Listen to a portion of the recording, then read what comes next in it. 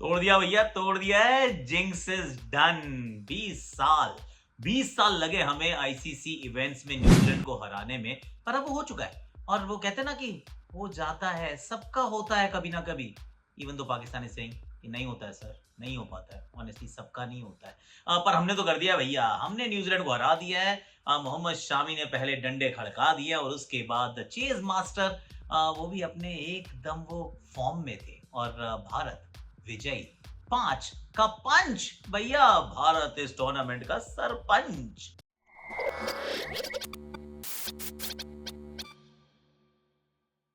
Duolingo presents Chopra ji ki cricket chopal, in which I'm going to talk about this game, the game that happened at Dharamshala. The game was amongst the two equals, of course, 4 out of 4 for New Zealand, 4 out of 4 for India.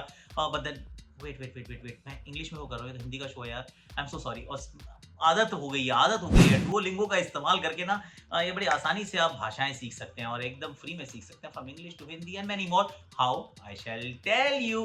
पहली बात तो शुरू में बताया तो free है, सीखना है तो सीख लो।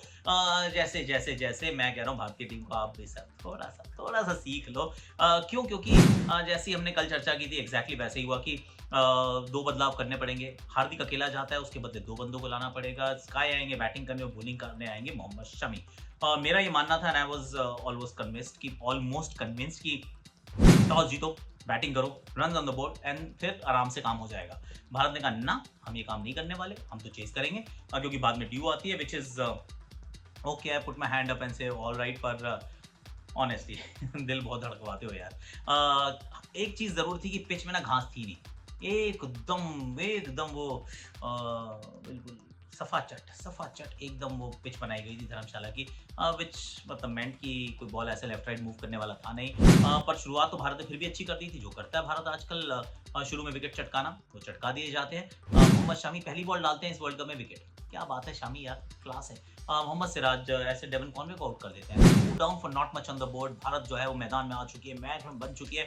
उसके बाद रचिन जो हैं वो रच जाते हैं, बस जाते हैं। He is been very good यार। इनफैक्ट लेट मी से इस टूर्नामेंट को सबसे बढ़िया युवा खिलाड़ी हैं, ऑनेस्टली हैं। और उन्होंने भी मुझे लग रहा है डुओलिंगो का इस्तेमाल किया होगा, क्योंकि ही also is learning a lot of languages like I do. How? Like this. Duolingo is a free language learning app where you can learn English from Hindi and many other languages as well. It's fun, it's free. I often use it when I travel to learn a bit of the local language, and it's just like playing a game. Honestly, very easy to use. All you have to give is 10 minutes a day, boss. इतना तो कर ही सकते हो ना?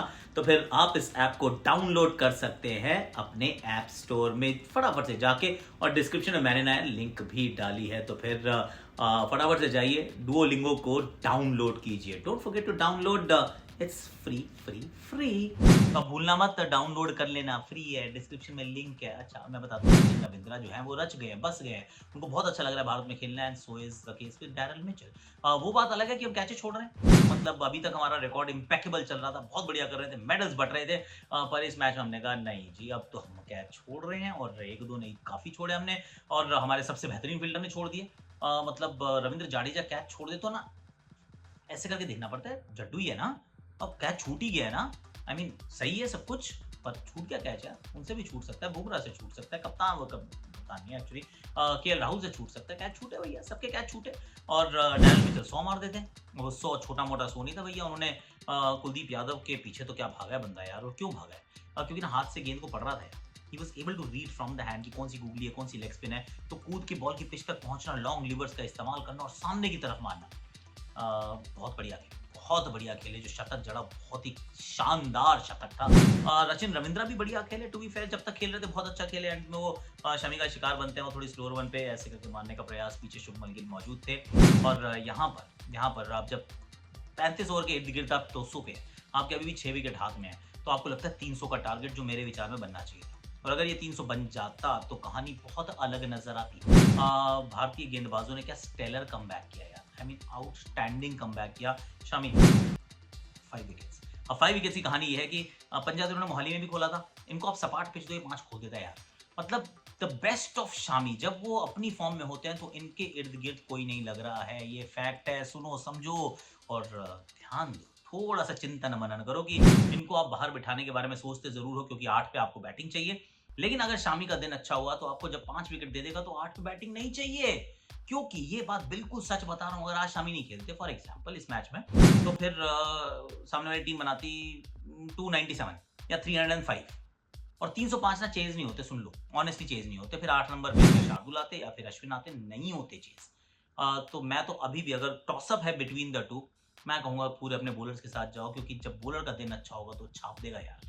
और क्योंकि bowler जो बाहर बिठाया वो ना एक्चुअली कमाल का विकेट टेकर है, पंजाब खोला, प्लेयर ऑफ द मैच है, ही वाज ब्रिलियंट। और ब्रिलियंट जो थे वो मोहम्मद सिराज भी थे, और ब्रिलियंट जो थे वो जसप्रीत बुमराह भी थे, क्योंकि 20 ओवर में मात्र 90 रन दिए दोनों ने। विकेट चाहे एक ही मिला हो, लेकिन जब इतना टाइट रखते हो तो सामने वाले को विकेट्स मिलते हैं। रविंद्र जाडेजा विकेटलेस जरूर गए, पर ही वाज आल्सो इकोनॉमिकल।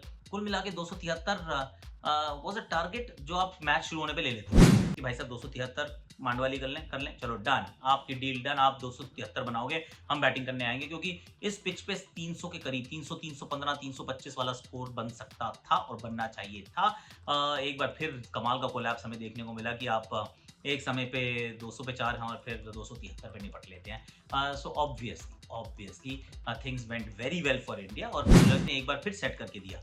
और उसके बाद अब if leading from the front had a face, सिर्फ एक फेस होगी, कौन है, तो वो है Rohit Sharma. Rohit Sharma is the guy जो ये काम करके बताते हैं, अकेले दम पे मैच को वो बदल देते हैं यार। ट्रेंट बोल्ट, मैट हेनरी, इनका खतरा था शुरुआत में, उस खतरे को न्यूट्रलाइज करना ही, हमने कल भी चर्चा कर रहे हैं, 10 ओवर खेल जाओ, विकेट ना गवाओ, आप इस खतरे को न्यूट्रलाइज कर सकते हो। इसकी जो सबसे बड़ी पहचान थी ना, Trent Boult over the stump शुरू करते हैं, राउंड द स्टंप चले जाते हैं अगले ओवर में, और उसका अर्थ है कि अब वो स्विंग पे फोकस ही नहीं कर रहा है, वो एंगल की तरफ जा रहे हैं। एंगल का मतलब ट्रेंट बोल्ट का कद आधा। मैट हेनरी बहुत अच्छी गेंदबाजी कर रहा है, पर कूद के छक्का मारता है रोहित यार। रोहित जब खेलता है ना अलग ही खेलता है, I mean deserved 50 and more. वो एक इनसाइड एज लगता है, वो आउट हो जाते हैं उसी ओवर, अगले ओवर में एक्चुअली शुभमन भी आउट हो जाते हैं। फिर धुंध की वजह से मैच रुक जाता है, मतलब गजबे हो रहा था भाई यार। बहुत अलग अलग तरीके से मैच रुकते हैं, पर क्या धुंध की वजह से रात को मैच रुक सकता है? रुक गया भाई, अब बादल आ गए बीच में। फिर श्रेयस अय्यर बाउंसर पे आउट हो जाते हैं, इनके सामने बाउंसर बहुत लगने वाली हैं। और फिर मेरा एक बार दिल धड़का था, क्योंकि जब केएल राहुल बहुत अच्छा खेल रहे थे और फिर मिचेल सैंटनर का बहुत बढ़िया रिव्यू था, जब वो लेग बिफोर होते हैं और उसके बाद सूर्य रन आउट होते हैं। अब सूर्य के रन आउट में गलती किसकी थी, टू बी ऑनेस्ट, अगर दोनों भागते तो रन हो जाता। पहले लगा कि दोनों भाग रहे हैं, पर फिर विराट कोहली ने वो मिशन अबॉर्ट किया बीच में, और बाय दैट टाइम बहुत आगे निकल गए थे, सूर्य कुमार वापस नहीं आ सकते थे। तो गलती एक्चुअली, अगर गलती ही निकालनी हो, वैसे तो हमेशा उसकी होती है जो आउट होता है, पर इसमें मुझे नहीं लगता कि सूर्या की गलती थी, आई बी वेरी ऑनेस्ट। पर उसके बाद फिर विराट कोहली की तो कहानी अलग है भैया। ये ग्रेट इसीलिए है, एक्चुअली ये लिविंग लेजेंड है, और ग्रेटनेस इसलिए है क्योंकि समझता है बंदा कि यहाँ से गेम को अब कैसे आगे ले जाना है, सिचुएशन की डिमांड क्या है, कंडीशंस किस तरीके की है, कहाँ तक मुझे किस तरीके से किस पेस पे मैच को खींचना है, क्या मैं शतक तक पहुँच सकता हूँ, क्या वहाँ पहुँच जाऊँगा, और पहुँच जाते हैं एक्चुअली। ऑलमोस्ट इतना सा रह गए दूर वो शतक से, जैसे पिछली बार पहुँच गए थे, इस बार भी पहुँचने का पूरे चांस थे। जड्डू ने काफ़ी मदद भी की थी, पर हो ना सका। Jaddu was there, important runs, crucial runs, run ball, वो भी अपना काम कर जाते हैं। कुल मिला के भारत एक मैच जो लग रहा था कि 50-50 रह सकता है, बाद में चेस करता हुआ फंस सकता है, क्योंकि बॉलर्स ने कम से कम 25 से 30 रन मिनिमम कम खाए। उसके चलते भारत इस मुकाबले को जीत जाता है। इसमें Shami is the man of the match, Virat Kohli is the player of the tournament, I mean he is brilliant. मुझे तो रोहित शर्मा बहुत बढ़िया लग रहे हैं। 5 ही गेंदबाज उनके पास थे, जिस तरीके से उन्होंने घुमाया, कैसे कुलदीप को वापस लाए, 2 विकेट उनको मिली, I mean it was brilliant. बहुत खूबसूरत ये मुकाबला भारत जीता, और 5 में से 5, आई मीन तालियां बजाओ यार, तालियां बजाओ। मतलब इस साल ना मुझे कमेंट्री ना करने का सिर्फ एक ही गम है, I will be very honest. World cup हम उठाएंगे और वहां मैं कमेंट्री नहीं कर पाऊंगा, क्योंकि स्टार स्पोर्ट्स वालों ने बुलाया नहीं यार। इट्स ओके, आई मीन बुला सकते थे, नहीं बुलाया, वो बाकी उनकी मर्जी है। पर आज एक और मैच है जो कि ना चेन्नई के मैदान पे है, पाकिस्तान वर्सेस अफगानिस्तान है। ये टर्निंग पिच पे है, ये वो वाली पिच है जिस पे इंडिया ऑस्ट्रेलिया का मैच हुआ था, तो टर्न होने वाली है। अगर अफगानिस्तान बैटिंग ढंग से कर लेती है तो, क्योंकि ना अफगानिस्तान स्पिन के सामने उतना अच्छा नहीं खेलती, ये बैटिंग करते हैं, ये स्पिन पे फंस जाते हैं।